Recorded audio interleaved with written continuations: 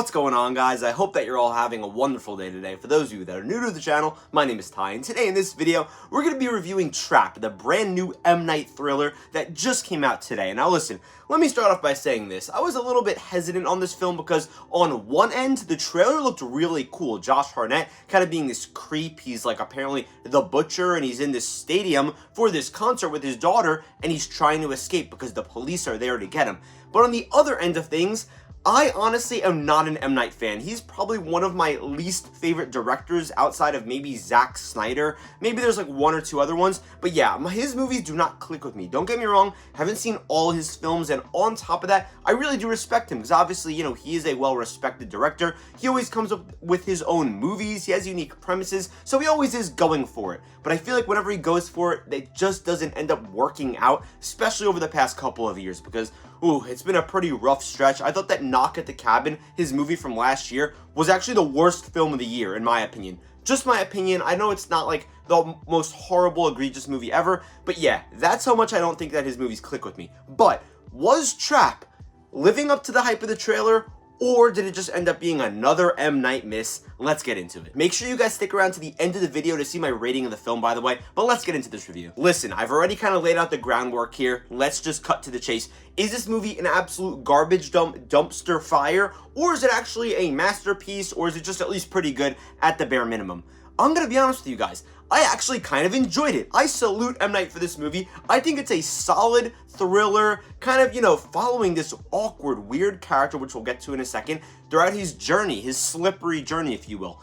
Obviously, the main standout of this film, I know maybe it's not obvious to you guys because you haven't seen it, but you can kind of tell from the trailers, is gonna be Josh Hartnett. I don't know if it's Harnett or like Harnett, but either way, doesn't matter. He was in Oppenheimer. I'm not really too familiar with his roles, honestly, or his career, but oh my god, is he so good in this. His performance in this might be a top 3 favorite performance of the year for me personally so far. Next to like Chris Hemsworth from Furiosa, and maybe even Timothée from Dune Part 2, of course, Paul Atreides. But yeah, his performance is sick. He's just playing this weird guy who's able to kind of flip a switch and go from calm to anxious, and he's like this chameleon who blends into his environment. He's playing this absolute freak, pause, and it's just so cool to see all these little, you know, ticks in his face and all this emotion being portrayed.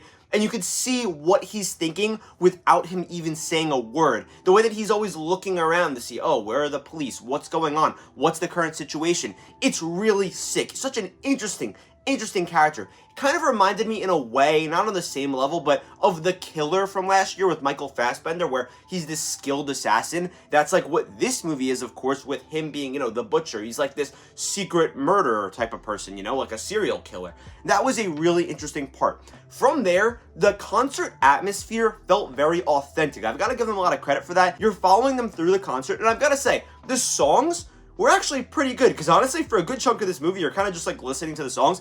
They were actually pretty solid. They weren't really too corny or anything like that. And I know that M. Night's daughter was playing the lead singer. Sometimes you could tell because they kind of like linger on the songs, and it kind of does feel like, hey guys, look at my daughter, which I absolutely respect because, man, if you're a well-established director, man, put her out there. But she was really good in this movie. She definitely does have like a role and a significance to this film as Lady Raven, like the Taylor Swift, Dua Lipa, you know, pop singer. I think she was pretty good in this as well. That's another plus.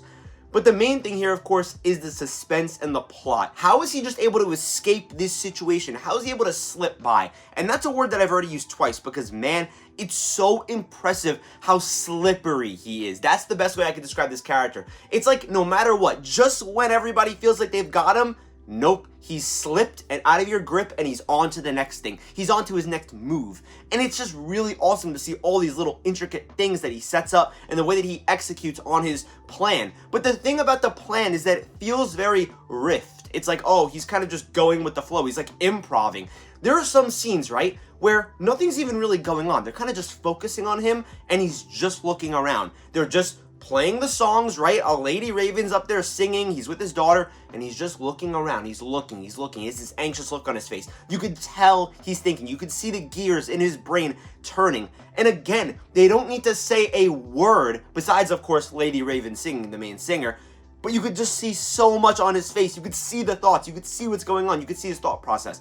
On top of that, speaking of, like, you know, seeing his face, seeing the thought process, and even just the atmosphere of the concert, The cinematography and the shots in this movie are awesome. Like, this movie actually brings the sauce. Like, it actually has some juice to it. It feels like M. Night actually has his own touch on this movie. When it actually comes to like the camera work and stuff, the coloring is so nice. There's a couple of shots where I was just like, oh my god, I'm just so happy that I'm looking at this right now. Specifically like close-ups of characters' faces. It really makes it very tense and very uncomfortable, because that's kind of what this movie's portraying. I mean, imagine you're stuck in a trap and everyone's searching for you. They just don't know it's you. Still very scary, still very uncomfortable, and like anxiety inducing. So yeah, that was great. We'll dive into a couple of negatives though, because again, I definitely do have problems with this film. I feel like my main issue with this film, which is very unfortunate, is that the first two acts are just so good. Then the third act is kind of rocky. It's like this nice plane ride that we're going on. You're in first class, right? Going super smooth. Then as we start to go down, as we start to go towards that landing, we start to get turbulence and we're going down. Then once we hit the runway has a bunch of rocks on it and it's like a thunderstorm. That's what this movie feels like. But it does stick the landing. Maybe it might have been a little bit hectic and a bit rocky and a bit like, I don't really like this, but I am satisfied with it. We landed safely. It's like, okay, fine. You didn't destroy your movie with like some stupid, ungodly, unbelievably horrible plot twist. So thank God for that. But again, it does leave a bit of a bad taste in your mouth too, when like technically the worst part of the movie is the ending.